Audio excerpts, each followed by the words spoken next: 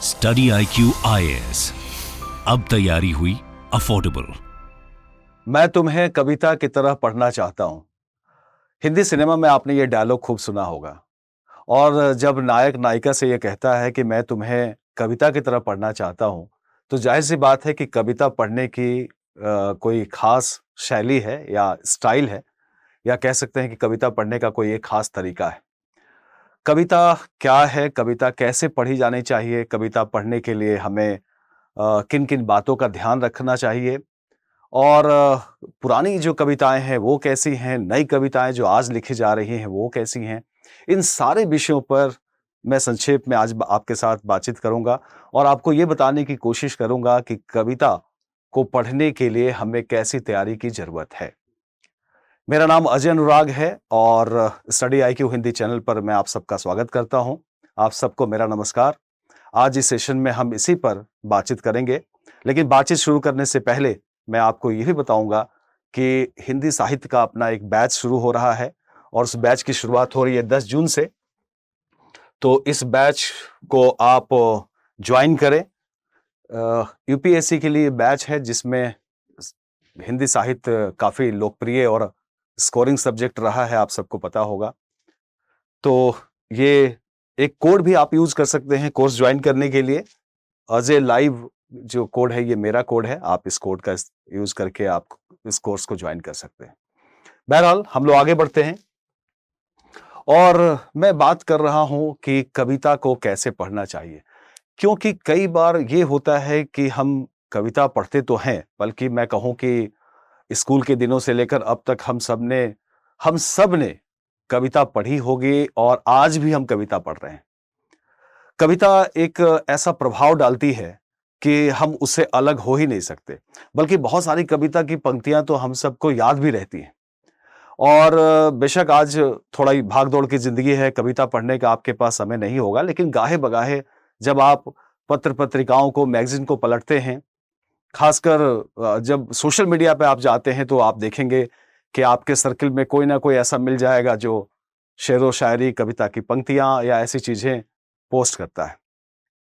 खासकर आज के ज़माने में कविता बहुत ना चलती हो, तो कविता का एक जो रूप है जो उर्दू लिटरेचर में लिखा जाता है, शायरी, अब तो हिंदी में भी गज़लें लिखी जाती हैं। तो उर्दू गज़ल और हिंदी में भी गज़ल लिखी जा रही है, खूब बड़े पैमाने पर लिखी जा रही है। गज़लों की पंक्तियाँ जिसे हम लोग शेर कहते हैं, 2 पंक्तियों का एक शेर होता है, 2 मिसरे का एक शेर होता है। तो शेर और गज़लें आपको पढ़ने को मिलती हैं और उससे आप एक ढंग से उस कविता से आप परिचित होते हैं। तो हिंदी कविता भी आप पढ़ते हैं, गज़लें पढ़ते हैं, गीत पढ़ते हैं। आप कहीं न कहीं, किसी न किसी रूप में कविता से जुड़े हुए हैं।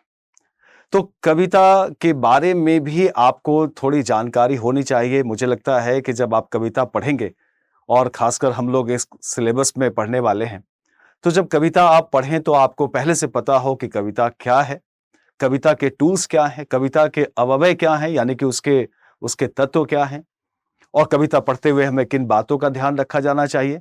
ये सारी चीज़ें मैं आपको एक संक्षेप में बताने की कोशिश करूँगा। बहरहाल जो सबसे इम्पोर्टेंट, सबसे महत्वपूर्ण चीज़ है वो ये है कि जो काव्य है, जो सबसे ये कि जो साहित्य है, उस साहित्य में साहित्य का जो रूप है, मुख्यतः ये 2 तरीके का है। एक तो पद्य और दूसरा गद्य। जब आप साहित्य पढ़ते हैं तो अमूमन ये 2 रूप में आप लिटरेचर को पढ़ते हैं, एक गद्य में, एक पद्य में। एक तीसरा रूप भी होता है मिश्रित रचनाओं का, जिसमें गद्य और पद्य दोनों मिले होते हैं, दोनों का उसमें प्रयोग होता है। ऐसी कई रचनाएं हैं, जैसे फणीश्वरनाथ रेणु का जो बहुत चर्चित उपन्यास है मैला आंचल, आप देखेंगे तो उसमें उन्होंने गीत डाल दिए हैं। भारतेंदु के जो नाटक है उसमें गीत डाला हुआ है। तो कई ऐसी भी रचनाएं मिलेंगी जिसमें कि एक मिश्रित शैली में लिखी गई हैं, जिसमें गद्य और पद्य दोनों का प्रयोग हुआ है। लेकिन अमूमन मोटे तौर पर साहित्य को 2 तरीके से, 2 रूप में हम देखते हैं, गद्य और पद्य। जो पद्य है वही कविता है और कविता को काव्य भी कहा जाता है ना? और पहले तो काव्य ही कहते थे, फिर कविता भी इसे नाम दिया गया। और काव्य जो है ये ज्यादा लोकप्रिय भी रहा है और सदियों पुरानी इसकी परंपरा भी है। क्योंकि पहले प्रिंटिंग प्रेस की सुविधा नहीं थी और श्रुतियों में बात चल रही थी, सुनी एक से दूसरी पीढ़ी को सुनाकर संस्मरण करके स्मृति के जरिए, तो काव्य ही लिखे गए। क्योंकि काव्य की सबसे बड़ी विशेषता यह होती है कि काव्य जो है वो लयात्मक होता है। और जब हम लयात्मक कहते हैं तो लय का जो कारण है जिसकी वजह से लय कविता में बनती है वो है छंद, जिसको अंग्रेजी में मीटर भी कहते हैं, है ना। अंग्रेजी में मीटर कहते हैं, उर्दू में इसे बहर कहते हैं। तो कविता की एक बड़ी विशेषता है कि वो छंदबद्ध होती है, छंद में बंधी होती है और इसीलिए उसमें एक लय आ जाता है, एक रिदम आ जाता है, एक राइम बनता है, तुकबंदी बनती है और वो कविता हमें याद हो जाती है। वैसे मैं यहाँ ये भी आपको याद दिला दूं कि आज की जो आधुनिक कविताएं हैं वो छंद से बिल्कुल मुक्त हैं। छंद मुक्त कविताएं लिखी जा रही हैं, छंद का कोई आग्रह नहीं है, बल्कि कविता के जो पुराने मानदंड थे, पुरानी जो उसकी जो कसौटियां हैं, उससे आज की कविता बहुत बदल भी गई है। अलंकार का आग्रह बहुत हुआ करता था, आज की कविता में अलंकार भी नहीं है, अलंकारों की कोई आवश्यकता नहीं है। पहले की कविता बहुत एक अलंकारिक भाषा शैली में लिखी जाती थी, आज की कविता बहुत सरल सपाट तरीके से लिखी जाती है। बहरहाल पद की विशेषता यह है कि पद यानी कविता लयबद्ध होती है, छंदबद्ध होती है, छंद के कारण ही उसमें लय बनता है। लेकिन अगर हम लोग गद्य की बात करें तो गद्य कैसी विधा है? गद्य एक सपाट विधा है और सपाट अभिव्यक्ति इसमें होती है। और सपाट अभिव्यक्ति जब हम कहते हैं तो इसका मतलब है कि इसमें जो कहना होता है सीधे सीधे कहा जाता है, इसमें बहुत चमत्कार पैदा करने की आवश्यकता नहीं होती। तो पहली चीज तो ये जान लीजिए कि कविता सबसे प्राचीन विधा है, पद में हम अपनी भावनाओं को व्यक्त करते रहे हैं। सवाल यह है कि कविता लिखी क्यों जाती है, क्यों आवश्यकता पड़ती है कविता लिखने की? बल्कि इसका दायरा यदि हम बढ़ा दें तो साहित्य भी इसमें आ जाएगा, कविता ही नहीं बल्कि गद्य भी हम क्यों लिखते हैं, अगर इस पर विचार करें तो दो बातें ध्यान में आती हैं।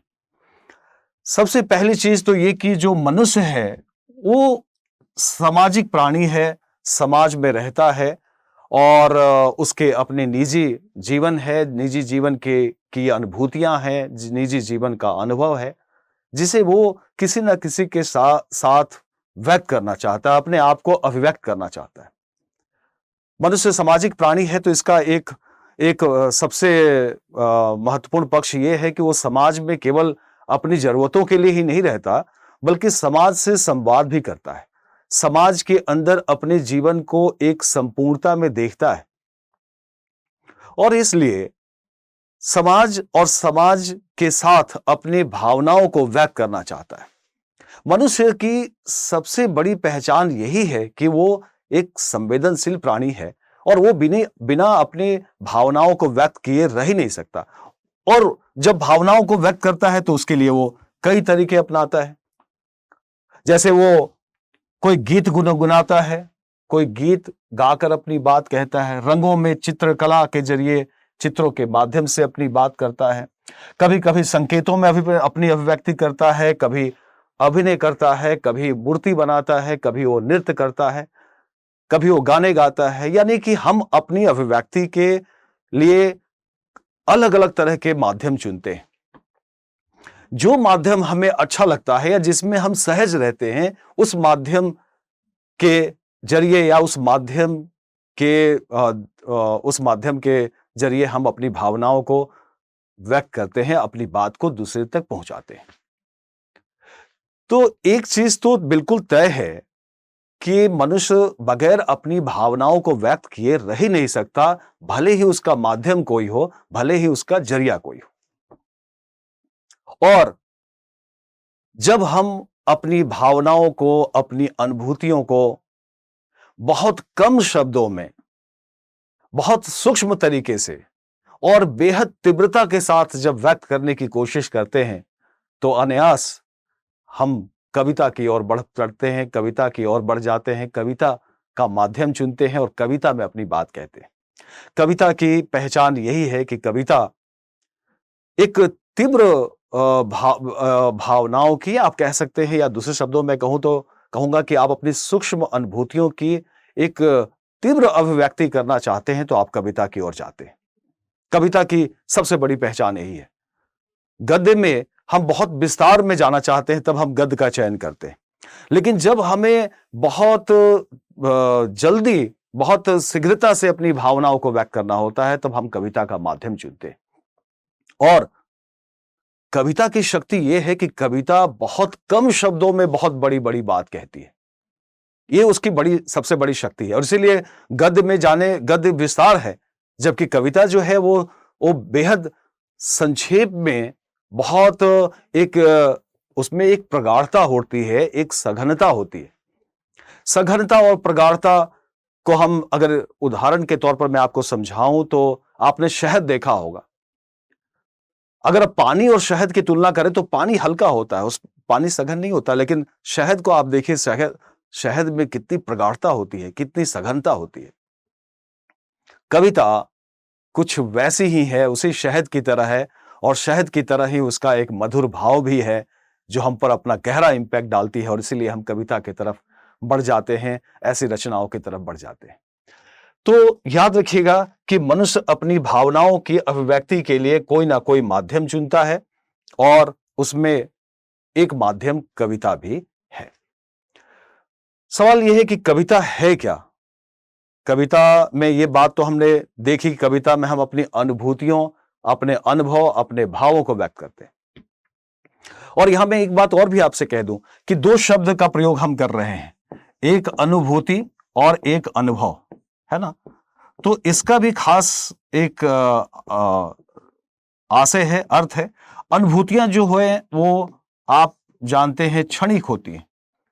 तत्काल जो हम महसूस करते हैं उसे हम अनुभूति कहते हैं। जैसे कोई एक ठंडे पानी का ग्लास हम छूते हैं तो हमें एक अनुभूति होती है कि बहुत बेहद ठंडा है। गर्म अगर स्पर्श करते हैं तो हमें गर्मी का एहसास होता है। ये क्षणिक जो हम महसूस करते हैं अपनी इंद्रियों के जरिए, ये अनुभूति है। और जब अनुभूतियां हमारी धीरे धीरे लंबे समय में जब विस्तार पाती हैं, जब हम कई बार एक ही अनुभूति को महसूस करते हैं तो फिर वो अनुभूतियां अनुभव में बदल जाती हैं और अनुभव हमारा एक लंबे समय का एक एहसास है जो हमें बार बार याद भी दिलाता है और जीवन में आगे के लिए हमें सजग और सचेत भी करता है। तो अनुभव जो है ये विस्तार है ना, ये विस्तार है, ये थोड़ा स्थायी है और अनुभूति जो है क्षणिक है। ये है कविता क्या करती है। कविता हमारे जीवन की एक प्रमुख आवश्यकता है, इसके बगैर हम नहीं रह सकते और ये हमारे इसी अनुभूति और अनुभव या हमारी भावनाओं की अभिव्यक्ति है और यह कई रूपों में है। ऐसा नहीं है कि केवल हम कविता कहते हैं। आप देखें तो गीत भी उसी का रूप है, गजल भी उसी का रूप है। जो फिल्मी सिनेमा के जो गाने हैं, जो नज्म है, उर्दू में कविता को नज्म कहते हैं। फिर जो शेर है या शेर से बना हुआ जो गजल है, वो भी कविता का ही रूप है। तो कविता कई रूप में व्यक्त होती है और कविता पर जब हम लोग क्लास में बात करेंगे तो और डिटेल में बताऊंगा कि कविता के भी दो रूप हैं, एक तो प्रबंध काव्य और एक मुक्तक। जब प्रबंध और मुक्तक दो रूपों में हम काव्य को देखते हैं। प्रबंध में जब योजनाबद्ध तरीके से हम कोई रचना करते हैं तो उसे प्रबंध कहते हैं और जब मुक्त भाव से कोई बात कहते हैं तो उसे मुक्तक कहा जाता है। मुक्तक के अंदर कई सारे रूप आते हैं, उसमें ये गीत है, प्रगीत है, गजल है, शेर है, दोहा है और लंबी कविताएं हैं। ऐसे बहुत सारे कविता के रूप हैं। जब हम लोग बात करेंगे क्लास में तब उस पर डिटेल में जाएंगे। बहरहाल, अब अगर हम देखें कि कविता क्या है तो कविता के बारे में दो तीन बातें मैं आपसे कहना चाहूंगा। कविता भाषा का एक ऐसा माध्यम है जिसके द्वारा हम अपनी भावनाएं व्यक्त करते हैं, जो बातें हमने आपसे कही। दूसरी बात, कविता में सौंदर्य और भावना की सहज अभिव्यक्ति होती है। ठीक है ना।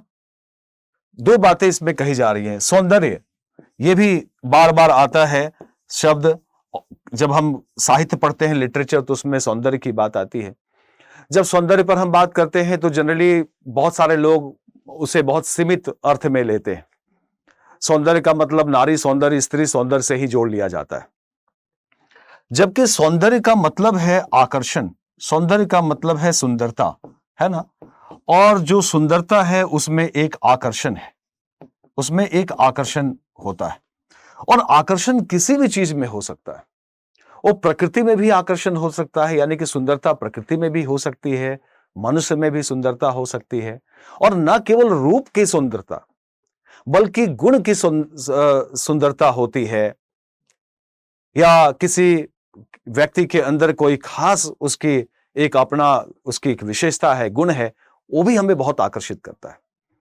और इसीलिए सौंदर्य जिसे हम कहते हैं वो उसका उसका स्वरूप बदलता भी रहा है, या उसके बारे में धारणाएं बदलती भी रही है हमारे।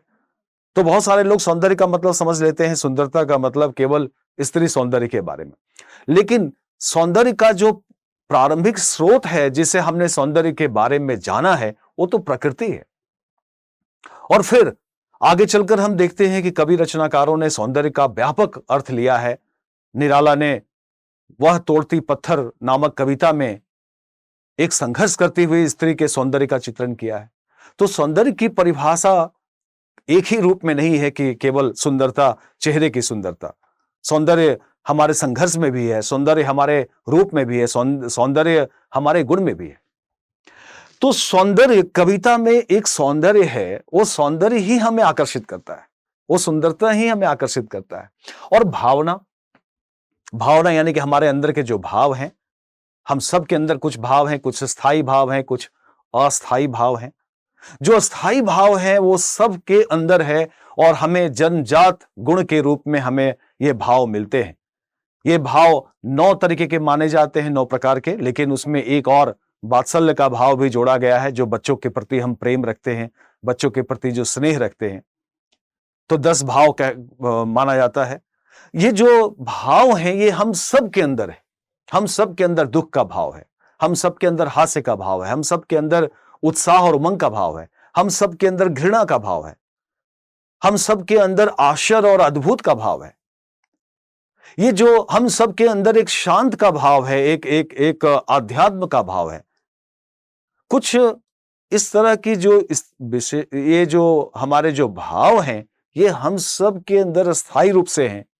और यही स्थायी भाव जब हमारे अंदर जग जाते हैं तो रस की अभिव्यक्ति होती है, रस की उत्पत्ति होती है, और वही रस की अनुभूति सौंदर्य की अनुभूति भी है। और इसीलिए साहित्य में इस सौंदर्य के लिए प्रयोग किया जाता है सौंदर्य अनुभूति, है ना, सौंदर्य अनुभूति। तो सौंदर्य की अनुभूति, और इसी को कहा जाता है रसानुभूति, है ना। इसी के लिए शब्द आता है रसानुभूति, और इसी के लिए एक शब्द और आता है जिसका नाम है आनंदानुभूति। हमें आनंद की प्राप्ति होती है जब हम सौंदर्य से परिचित होते हैं, सुंदर भावों से हम परिचित होते हैं, तो हमारे अंदर एक भाव जगता है, स्थायी भाव जगता है उस सौंदर्य से, और फिर हमें आनंद की अनुभूति होती है। और साहित्य में आनंद का बड़ा महत्व है। आनंद और रस का, रस को साहित्य की आत्मा कहा गया है, काव्य की आत्मा कहा है पुराने आचार्यों ने। असल में रस ही है जिसकी वजह से हम काव्य पढ़ते हैं या साहित्य पढ़ते हैं। और रस क्या है? रस हमारे उसी स्थायी भाव को जगा देने वाला तत्व है। या स्थायी भाव के जगने से जो अनुभूतियां हमें होती हैं वही रस है, और उसी रस का नाम आनंद की अनुभूति है, आनंदानुभूति है। और जब हम आनंदानुभूति की बात करते हैं तो उसमें कोई सांसारिकता नहीं होती। सांसारिक जो वस्तुएं हैं उससे जो हमें सुख मिलता है उसे हम खुशी कहते हैं, सुख कह सकते हैं। और सुख और खुशी क्षणिक है, कुछ दिनों के लिए है, महीने, 2 महीने, साल, 2 साल। लेकिन जो आनंद की अनुभूति है वो स्थायी है। आनंद की अनुभूति हमें संसार की क्षुद्रताओं से, संसार की संकीर्णताओं से ऊपर उठाती है, हमें इंसान बनाती है, हमें आदमी से इंसान बनाती है, हमें एक अलग दुनिया का एहसास कराती है। साहित्य जब हम पढ़ते हैं तो हमें इसी सौंदर्य की अनुभूति होती है, हमारी भावना जगती है, और फिर हमें क्या मिलता है? हमें आनंद की प्राप्ति होती है, जिसको आनंदानुभूति या रसानुभूति या सौंदर्य अनुभूति, जो भी आप कहें, ये इससे हमें प्राप्त होता है। तो कविता पढ़ने के पीछे जो सबसे बड़ा कारण है, या कह लीजिए मैं थोड़ा व्यापक अर्थ में कहूं तो साहित्य पढ़ने से जो हमें जो चीजें हमें मिलती है वो यही आनंद है, और इसी आनंद के लिए हम साहित्य की तरफ जाते हैं। और साहित्य के जितने भी रूप हैं, चाहे वो कविता हो, कहानी हो, नाटक हो, उपन्यास हो, या फिर उसी का एक रूप सिनेमा है,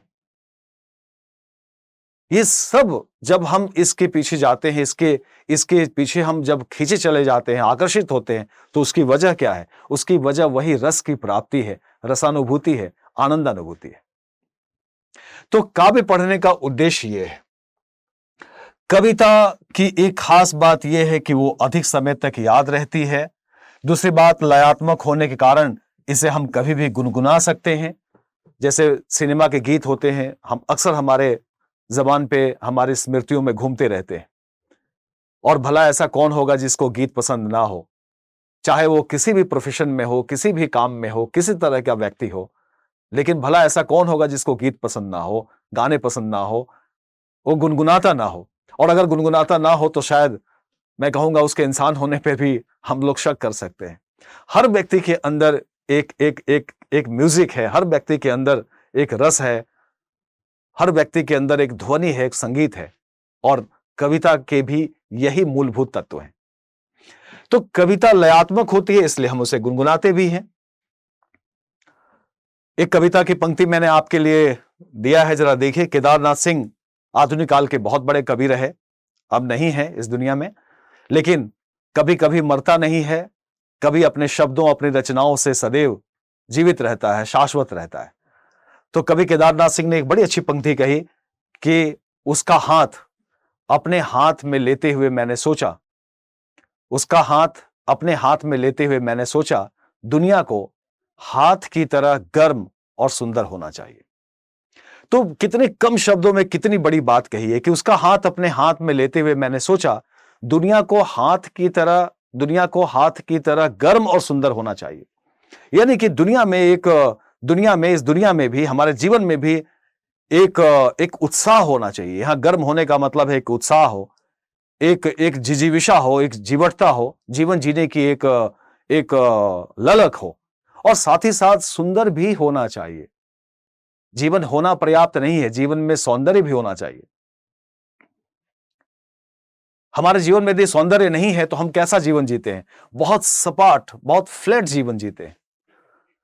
जीवन के प्रति कोई आकर्षण नहीं, जिंदगी जिए जा रहे हैं, ऐ जिंदगी तुझ पे एहसान किए जा रहे हैं, वो वाली बात होती है। और ऐसी जिंदगी नहीं होनी चाहिए। जीवन के प्रति आकर्षण होना चाहिए। और यह आकर्षण कैसे होगा? जब उसमें सौंदर्य होगा, एस्थेटिक सेंस हमारे अंदर होनी चाहिए। तो केदारनाथ सिंह की ये पंक्ति बहुत अच्छी बात कह रही है। कम शब्दों में ये पंक्ति बहुत बड़ी बात कह रही है। और मैं आगे भी केदारनाथ सिंह जी को की एक पंक्ति आगे आपको दिखाऊंगा कि कैसे ये भावनाएं समय के साथ बदलती भी हैं। एक जमाने में किसी भी चीज को देखने का नजरिया एक होता है, फिर अगले जमाने में, अगले दौर में उसी चीज को देखने का नजरिया बदल जाता है। प्रेम की अगर हम बात करें तो प्रेम, जो प्राचीन साहित्य में जो हमें प्रेम का रूप मिलता है, दिखाई देता है, वो आज नहीं है। आज प्रेम का रूप बदला है, प्रेम की प्रति हमारी भावनाएं, हमारा दृष्टिकोण बदला है। आधुनिक युग में जो हम भाग दौड़ की जिंदगी जी रहे हैं, तो उसमें प्रेम को देखने का दृष्टिकोण भी बदला है।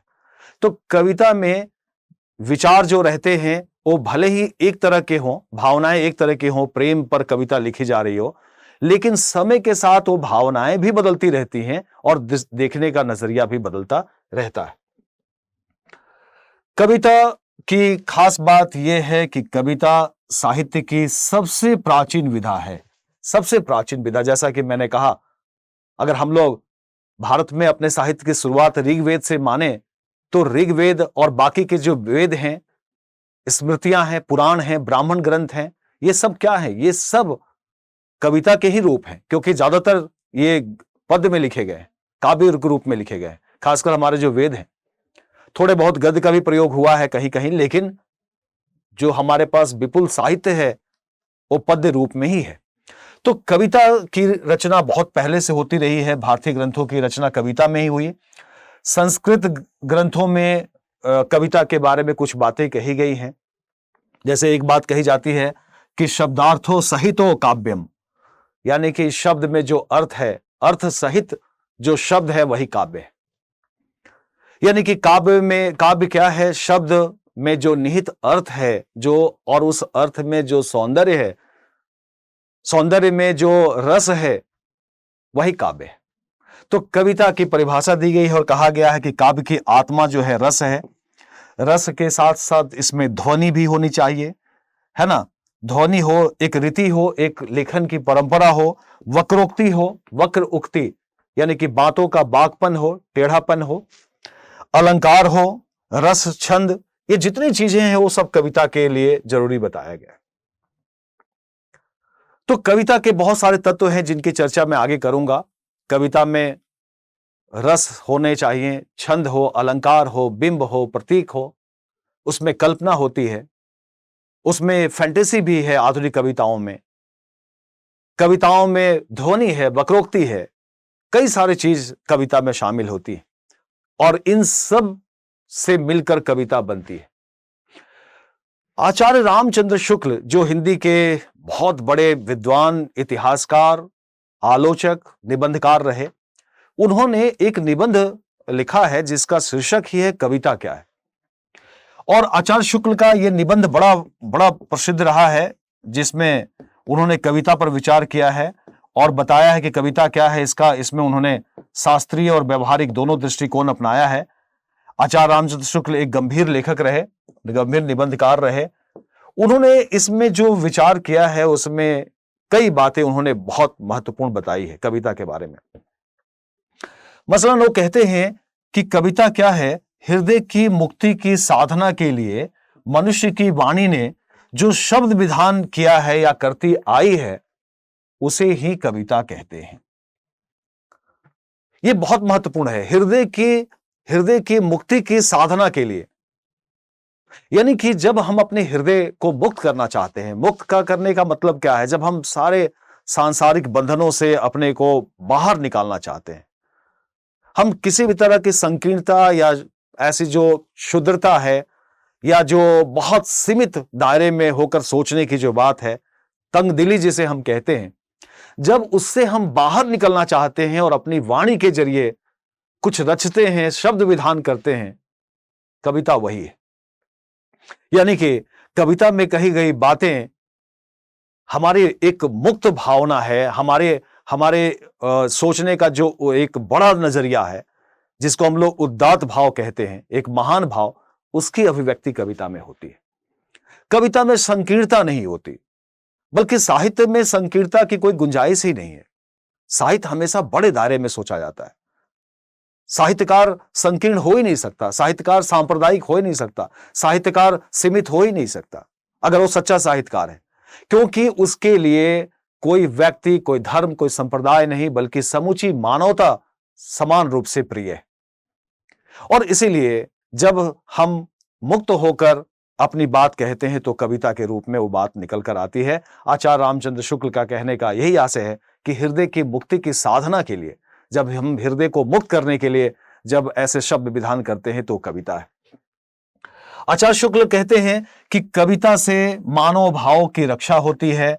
मनुष्य के जो भाव हैं हमारे अलग अलग, जो मैंने कहा कि हमारे जो स्थायी भाव हैं, उन भावों की रक्षा होती है। कविता हम लिखते हैं तो अपनी भावनाओं को व्यक्त करते हैं, दूसरे की भावनाओं को समझते हैं, उससे हम कनेक्ट होते हैं, हमारी संवेदना जगती है, हम दूसरे के प्रति सहानुभूति और संवेदना रखने लगते हैं। कविता हमें कनेक्ट करती है दूसरे की भावनाओं के साथ, तो मानव भाव की रक्षा करती है। कविता की प्रेरणा से मनोवेगों का प्रवाह फूट पड़ता है। जब हम कविता से प्रेरित होते हैं, कविता लिखने और पढ़ने से प्रेरित होते हैं, तो हमारे जो मन के आवेग हैं उनको एक प्रवाह मिल जाता है, उस प्रवाह में वो फूट पड़ते हैं। हमारे मन के जो आवेग है, हमारे जो मन के भाव हैं, वो फिर उनका एक दायरा विस्तृत होने लगता है, उनका एक प्रवाह फूट जाता है और वो फिर एक बड़े स्तर पर वो सोचते हैं या हमारे मन के भाव जो है वो विस्तार पाते हैं, आप कह सकते हैं।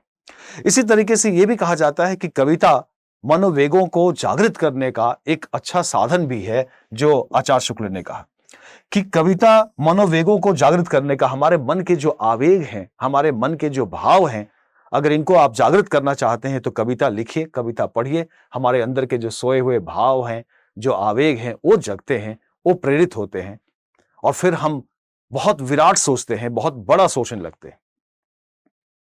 तो कविता का एक जो उद्देश्य है वो ये भी है। हजारी प्रसाद द्विवेदी भी आचार्य रामचंद्र शुक्ल की तरह एक बहुत बड़े विद्वान रहे, इतिहासकार रहे, निबंधकार रहे। हिंदी साहित्य में उनका बहुत बड़ा योगदान है। आचार्य हजारी प्रसाद द्विवेदी कहते हैं कि कविता का जो लोक प्रचलित अर्थ है वह यह है कि उसमें भावावेश हो। कविता में भावना का आवेश होना चाहिए। भावनाएं बड़ी तीव्रता से अपनी उपस्थिति दर्ज कराती है, अपनी अभिव्यक्ति करती है। उसमें कल्पना हो। कविता यथार्थ को यथार्थ की तरफ व्यक्त कर देने वाली चीज नहीं है। कविता में कल्पना होती है और कल्पना उस यथार्थ को एक नई ऊंचाई देने का काम करता है। कल्पना के पंख लगाकर कवि न जाने क्या क्या सोचता है, कहां कहां चला जाता है। जहां ना पहुंचे रवि वहां पहुंचे कवि, आपने सुना होगा। तो कवि के पास एक कल्पना की उड़ान है, कल्पना की पंख है, जिसको लगाए हुए कवि न जाने कहां कहां अनदेखे देश में, अनदेखे लोक में पहुंच जाता है और वहां से अपनी भावों को उठाकर काव्य में रखता है। और जब हम उस कविता को पढ़ते हैं तो चमत्कृत हो जाते हैं, हैरान होते हैं कि ऐसा भी हो सकता है। तो कल्पना भी हो, उसमें पद लालित्य भी हो, सुंदर शब्द हो, सौंदर्य हो, सुंदर शब्द और सुंदर अर्थ होने चाहिए। और साथ ही साथ एक बात वो बहुत महत्वपूर्ण कहते हैं कि प्रयोजन की सीमा समाप्त हो चुकी हो। कई बार कविता लिखते हुए हम किसी उद्देश्य या किसी सीमाओं में बंद कर नहीं रहते, हम सारे उद्देश्यों और सारे प्रयोजन से बाहर हो जाते हैं। बगैर किसी प्रयोजन के, बगैर किसी लक्ष्य के हम अपनी भावों को व्यक्त करते हैं। क्योंकि जब हृदय की मुक्तावस्था में जब हम पहुंचते हैं तो फिर कई तरह के भाव एक साथ आते हैं। इसीलिए कविता में याद रखिएगा कि कविता में जो मुक्त कविता है वो मुक्त भावों की अभिव्यक्ति है। जब हम प्रबंध कविता लिखते हैं तो उसमें एक योजना बना के लिखते हैं, लेकिन जो मुक्त भाव है और मुक्त भाव की रचना जो कविता है, उसमें कोई सिलसिलेवार तरीके से एक बात नहीं चलती, कई तरह की बातें आ सकती हैं। बल्कि कई बार तो ये भी होता है कि श्रेष्ठ और अच्छी कविताएं बगैर किसी प्रयोजन के वो अपने भावों को व्यक्त करती हैं और हम उसमें अपने प्रयोजन तलाश लेते हैं, हम उसमें अपना मतलब तलाश लेते हैं। तो द्विवेदी जी का कहना यह है, कुछ बातें हैं कविता के स्वरूप के बारे में हम लोग कह सकते हैं। पहली चीज तो यह कि कविता में भाव तत्व की प्रमुखता होती है, भाव तत्व इसमें प्रधान होता है। दूसरी बात, कल्पना के मिश्रण से सौंदर्य को कविता में सहज और ग्राह्य बनाया जाता है। सहज और ग्राह्य, ग्राह्य का मतलब जिसे हम आसानी से स्वीकार कर ले, आसानी से ग्रहित कर ले। तो कविता में कल्पना के मिश्रण से सौंदर्य चित्रण किया जाता है। कविता में बहुत चिंतन और विचारों की जटिलता नहीं होती, याद रखिएगा, वो गद्य में होता है। बहुत ज्यादा यहां गंभीर चिंतन और विचारों की जटिलता जैसी चीज कविता में नहीं होती। कविता में भावना की प्रमुखता होती है, कविता में भाव प्रमुख होता है। वैसे मैं एक बात यह भी कहना चाहूंगा कि कविता का स्वरूप बदला है और कविता जब जैसे जैसे आगे बढ़ती गई और आज की कविता, ये कविता अब विचारों की कविता है। इसमें विचारों की जटिलता है, बहुत संश्लिष्ट भाव है। अब की कविता को आप आसानी से नहीं पढ़ सकते। मसलन मैं एग्जाम्पल के तौर पर आपसे कहूं, उदाहरण के तौर पर, तो आप यदि मुक्तिबोध को पढ़ना चाहेंगे तो आप नहीं पढ़ सकते। मुक्तिबोध को पढ़ने के लिए आपको बहुत सारी चीजें पहले पढ़नी पड़ेगी। बहुत तैयारी के साथ आप मुक्तिबोध को पढ़ सकते हैं, बहुत तैयारी के साथ आप अज्ञे जी को पढ़ सकते हैं। आधुनिक कवियों को पढ़ने के लिए आपके पास एक विचार चाहिए। और अब कविता केवल भावना तक सीमित नहीं रही है, बल्कि अब कविता एक पूरे संश्लिष्ट विचारों का एक पूरा उद्देश्य लेकर चलने वाली कविता बन गई है। तो आज की कविता, समकालीन कविता या जो आधुनिक कविताएं हैं, उनको पढ़ने के लिए एक विचार चाहिए, एक समझ चाहिए। अब कविता केवल भावनाओं का खेल नहीं है, बल्कि इसमें गंभीर विचार है, जटिलता आ गई है, अब कविता संश्लिष्ट हो गई है। दूसरी बात कि कविता की शब्दावली जो होती है वो गद्य से अलग होती है। गद्य में हम सपाट तरीके से अपनी भावनाओं को व्यक्त करते हैं, विस्तार पाते हैं, लेकिन कविता की भाषा गुंफित होती है। कविता की भाषा सामासिक भाषा होती है। कविता की भाषा बहुत सूक्ष्म होती है। कविता की भाषा कम शब्दों में बड़ी बात कहती है। कविता के शब्द एक साथ कई कई अर्थ लेकर चलते हैं। किसी कवि ने कहा कि मेरे शब्दों के अर्थ अनेक हैं, जो तुमसे लग जाए लगा लेना। एक शब्द के कई सारे अर्थ होते हैं। आप उसे सीमित नहीं कर सकते या केवल एक अर्थ में नहीं ले सकते। उसके कई सारे आशय और अर्थ संदर्भ निकलते हैं। कविता में लयात्मकता होती है, लय होना चाहिए। बेशक वो छंदबद्ध ना रहे, लेकिन उसमें कहीं ना कहीं एक राइम भी बननी चाहिए। वैसे आज की आधुनिक कविता इस तरह से लय और छंद से मुक्त है, बिल्कुल गद्य की तरह है, सपाट भाषा में लिखी जा रही आज की कविता। पढ़ते हुए लगता है कई बार लगता है कि हम गद्य पढ़ रहे हैं। केवल गद्य को थोड़ा ब्रेक कर दिया गया है और कविता वाले फॉर्मेट में लिख दिया गया है, वरना गद्य पढ़ने जैसा लगता है। लेकिन कविता मुख्यतः लयात्मक होती है। शब्दों का जो संयोजन होता है वो पाठकों के हृदय को सहज ही छू जाता है, पाठक के हृदय को स्पर्श करता है, पाठक से वो जुड़ जाता है और इसलिए कविता हमें अच्छी लगती है। भावों की सूक्ष्म अभिव्यक्ति है कविता, बहुत सूक्ष्म अभिव्यक्ति, बहुत माइन्यूट एक्सप्रेशन जिसे हम लोग कहते हैं। बहुत स्थूलता नहीं है। सूक्ष्म का विपरीत शब्द है वो स्थूल। तो जो स्थूल है, गद्य का स्वरूप स्थूल होता है, लेकिन कविता का जो स्वरूप है, काव्य या जो कविता का स्वरूप है, वो कैसा है? वो है सूक्ष्म, बहुत बहुत महीन। कविता में हम बहुत इशारे में, बहुत संकेतों में अपनी बात कहते हैं। एक कविता हमने ली है यहां, भवानी प्रसाद मिश्र जी की ये पंक्तियां हैं। भवानी प्रसाद मिश्र बहुत बड़े गीतकार हुए। उनकी एक पंक्ति है, जरा देखिए।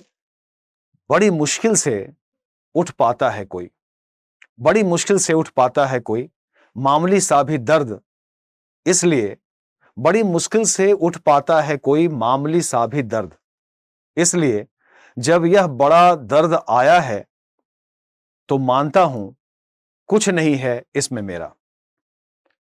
कितने कम शब्दों में कितनी बड़ी बात कही है कि बड़ी मुश्किल से उठ पाता है कोई मामूली सा भी दर्द। कोई मामूली सा भी दर्द बड़ी मुश्किल से उठ पाता है, इसलिए जब यह बड़ा दर्द आया है, यानी कि जब जीवन में बड़ा दर्द आ गया, तो मानता हूं कुछ नहीं है इसमें मेरा, यानी कि इसमें मेरा कुछ भी नहीं है। यह सहज रूप से ये आता है। जब छोटा दर्द भी बहुत मुश्किल से उभरता है तो बड़े दर्द का क्या कहना, इसमें मेरी कोई भूमिका नहीं है। तो कवि ने उसको एक अपनी भावना को व्यक्त किया है। केदारनाथ जी की पंक्ति फिर से मैं एक बार कहना चाहूंगा, कविता के महत्व को दिखाते हुए कि कविता कितनी महत्वपूर्ण होती है और कविता में भाव कैसे बदलते हैं। एक जगह केदारनाथ सिंह लिख रहे हैं कि तुम्हारे हाथों को अपने हाथ में लेकर मैंने सोचा कि ये दुनिया इतनी ही गर्म और मुलायम क्यों नहीं है। एक जगह हम लोग अभी ये पढ़ रहे थे, इतना ही गर्म और सुंदर क्यों नहीं है। और एक जगह समय के साथ आगे बढ़ते हुए कवि उसी प्रेम भावना को, जो आज का हमारा दृष्टिकोण है, उस तरीके से देख रहा है। और एक कविता में वो लिखते हैं कि फर्क पड़ता है केदार, तुमने जहां लिखा है सड़क, तुमने जहां लिखा है प्यार, वहां लिख दो सड़क, फर्क क्या पड़ता है। आजकल हम लोग सामान्य तौर पर प्रयोग कर देते हैं कि क्या फर्क पड़ता है। आज के दौर का हमारा एक चलन है कि क्या फर्क पड़ता है, कोई फर्क नहीं पड़ता। कवि ने उसी को पकड़ा है और कहा है कि फर्क पड़ता है केदार, तुमने जहां लिखा है प्यार, वहां लिख दो सड़क, फर्क पड़ता है। फर्क क्या पड़ता है। बस्ती में एक लड़की रस्सी से झूलते हुए पाई जाती है केदार, उसके प्रेमी ने कहा था फर्क नहीं पड़ता, यह मेरे युग का मुहावरा है, फर्क नहीं पड़ता। यानी कि जिस प्रेम को प्राचीन कवियों ने, पहले के कवियों ने इतनी संवेदना के साथ ग्रहण किया है, आज उसी प्रेम का स्वरूप ऐसा हो गया कि कोई फर्क नहीं पड़ता। जहां लिखा है प्यार, वहां लिख दो सड़क, फर्क नहीं पड़ता। हमारे युग का मुहावरा है, फर्क नहीं पड़ता। यह मेरे युग का मुहावरा है, फर्क नहीं पड़ता। तो कवि किस तरीके से बदलते दौर में बदलती भावनाओं को कविता में व्यक्त करता है, सूक्ष्म तरीके से व्यक्त करता है। और यही वजह है कि कविता की इतनी लंबी व्याख्या की जाती है और कविता की व्याख्या कई तरीके से अलग अलग लोग अपने अपने दृष्टिकोण से करते हैं और कविता के कई सारे अर्थ और मायने निकाले जाते हैं। तो कविता में कवि एक बात कहता है लेकिन उसमें कई सारी बातें समाहित होती है। आचार्य शुक्ल ने कहा कि कविता की प्रेरणा से हमारे कार्य करने की शक्ति बढ़ जाती है। कविता पढ़कर हम प्रेरित होते हैं और उससे हमारे कार्य की शक्ति बढ़ जाती है, कार्य में प्रवृत्ति बढ़ जाती है। कविता पढ़ते हुए हम जीवन के प्रति एक रुझान पैदा होता है। तो यह भी बात महत्वपूर्ण है। कुछ लोगों ने कहा कि कविता केवल मनोरंजन का साधन है। यह भी बात कही जाती है कविता केवल टाइम पास है, मनोरंजन है। बल्कि आजकल की जो कविता तुकबंदी वाली लिखी जा रही है, जिसमें केवल तुक मिलाकर बात कही जाती है, वो कविता निश्चित तौर पर मनोरंजन की चीज हो सकती है। लेकिन जो वास्तविक कविता है, वास्तविक कविता से मेरा आशय है कि जो सचमुच कविता है, उस कविता एक बहुत व्यापक उसका एक आशय होता है, एक संदर्भ होता है। कविता मनोरंजन का साधन नहीं है। बेशक मध्यकाल में राजाओं के दरबार में कवियों ने कविता सुना सुनाकर पैसे कमाए, मनोरंजन किए, लेकिन कविताएं केवल मनोरंजन का साधन नहीं है। मनोरंजन उससे हो जाता है तो हो जाए, लेकिन कविता एक गंभीर विषय है। कविता में बड़ी बड़ी बात कही जाती है और आजकल की कविता, आधुनिक कविताओं में हम देखें तो उसमें एक बड़ा गंभीर अर्थ है, उसमें व्यंग्य है, उसमें विरोध है, उसका उद्देश्य है। और आज की कविता इतनी आसान नहीं है। हमारे दौर के मतलब आधुनिक कविता के एक बड़े कवि हुए धूमिल, और धूमिल ने 70 के दशक में उन्होंने कविताएं लिखी और उसमें 70 के दशक का जो आक्रोश है वो भी देखने को मिलता है।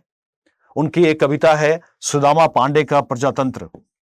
उसमें उनकी जरा एक पंक्ति देखिए जिसमें उनका विरोध प्रकट हुआ है और इससे हम देखते हैं कि कविता समय के साथ बदलती रही और कोमल भावनाओं से कैसे वो विरोध और व्यंग्य का स्वर बन जाती है।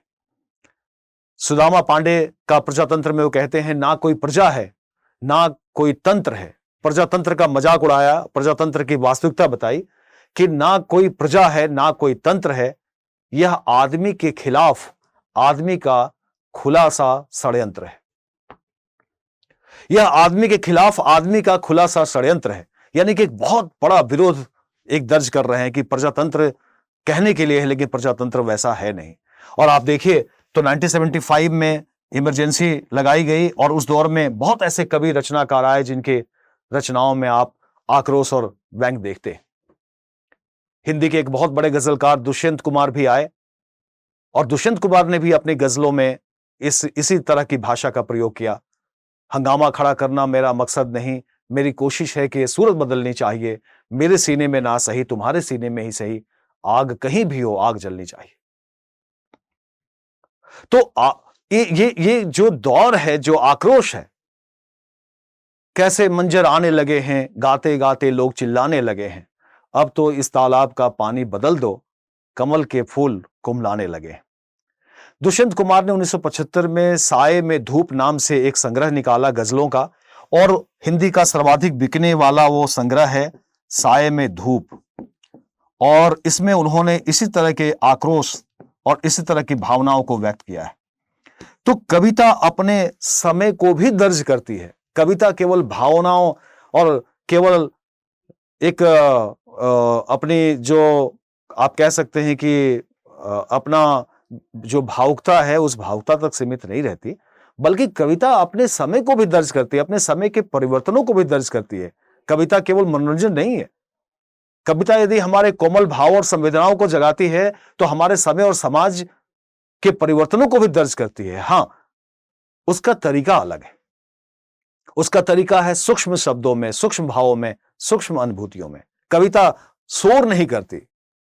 गद्य में शोर होता है, दूसरी विधाओं में शोर आप सुन सकते हैं, कविता में शोर नहीं होता। और ये अकारण नहीं है कि दुष्यंत कुमार अपनी पंक्ति में, अपनी गजल में ये बात कह रहे हैं कि कैसे मंजर आने लगे हैं, गाते गाते लोग चिल्लाने लगे हैं। गाते गाते लोग गाना जो गाते हैं, हम गुनगुनाते हैं, उसमें सुर है, उसमें ताल है, उसमें लय है, उसमें राग है, लेकिन वो कैसे क्या हो गया है, चिल्लाने लगे हैं, वो शोर में तब्दील हो गया है। आज की जो म्यूजिक है, आज का जो गाना है, आप देखिए 1975 में दुष्यंत कुमार कह रहे हैं, लेकिन आज हम उसी शोर से गुजर रहे हैं। तो कविता केवल शोर नहीं है, बल्कि हमारे भावों को जगाती है, तर्क देती है, सवाल खड़ा करती है। मुक्तिबोध की एक पंक्ति आपके सामने है, जरा देखिए। मुक्तिबोध कहते हैं कि अब तक क्या जिया, अब तक क्या किया, जीवन क्या जिया, ज्यादा लिया और दिया बहुत कम, बहुत बहुत कम। अब तक क्या किया, जीवन क्या जिया, ज्यादा लिया और दिया बहुत बहुत कम, मर गया देश, अरे जीवित रह गए तुम। कितना बड़ा, कितना गंभीर सवाल कविता खड़ा कर रही है कि मर गया देश और जीवित रह गए तुम। तुमने बहुत बहुत कुछ लिया इस देश से, इस समाज से, लोगों से, लेकिन दिया क्या? एक बड़ा सवाल है हमारे समक्ष, जो कविता बड़े कम शब्दों में खड़ा कर रही है। कविता बड़े कम शब्दों में एक बड़ा सवाल हमारे सामने खड़ी कर रही है। अब तक क्या जिया, या अब तक क्या किया, जीवन क्या जिया।